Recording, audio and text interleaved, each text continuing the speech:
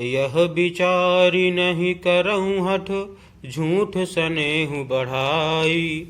मानि मातु करनाथ बलि, सुरति बिसरि जनि जाई। अर्थात यह सोचकर झूठा स्नेह बढ़ाकर मैं हठ नहीं करती, बेटा मैं बलया लेती हूँ। माता का नाता मानकर मेरी सुध भूल न जाना। देव पितर सब तुम्हि गोसाई, राखहु पलक नयन की नाई। अवधि अम्बु प्रिय परिजन मीना, तुम करुणा कर धर्म धुरीना। अर्थात हे गोसाई, सब देव और पितर तुम्हारी वैसे ही रक्षा करें जैसे पलकें आँखों की रक्षा करती हैं। तुम्हारे वनवास की अवधि 14 वर्ष जल है। परिजन और कुटुंबी मछली हैं तुम, दया की खान और धर्म की धुरी को धारण करने वाले हो। अस विचारी सोई करहु उपाई, सबहि जिअत जेहि भेटहु आई। जाहु सुखेन बनहि बलि जाऊं, करि अनाथ जन परिजन गाऊं।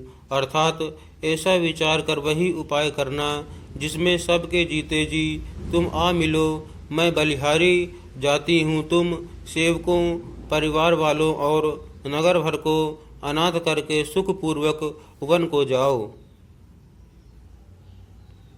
सब कर आजु सुकृत फल बीता, भयउ कराल कालु विपरीता। बहु विधि बिलपि चरण लपटानी, परम अभागिनी आपु ही जानी। अर्थात आज सबके पुण्यों का फल पूरा हो गया, कठिन काल हमारे विपरीत हो गया। इस प्रकार बहुत विलाप करके और अपने को परम अभागिनी जानकर माता श्री रामचंद्र जी के चरणों में लिपट गईं। दारुण दुसह दाहु उर व्यापा, बरन न जाहि बिलाप कलापा। राम उठाई मातु उर लाई, कहि मृदु बचन बहुरी समुझाई। अर्थात हृदय में भयानक दुसह संताप छा गया। उस समय के बहुविधि विलाप का वर्णन नहीं किया जा सकता। श्री रामचंद्र जी ने माता को उठाकर हृदय से लगा लिया और फिर कोमल वचन कहकर उन्हें समझाया।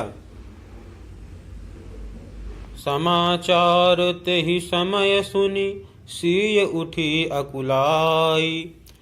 जाई सासु पद कमल जुग, बंदी बैठी सिरुनाई।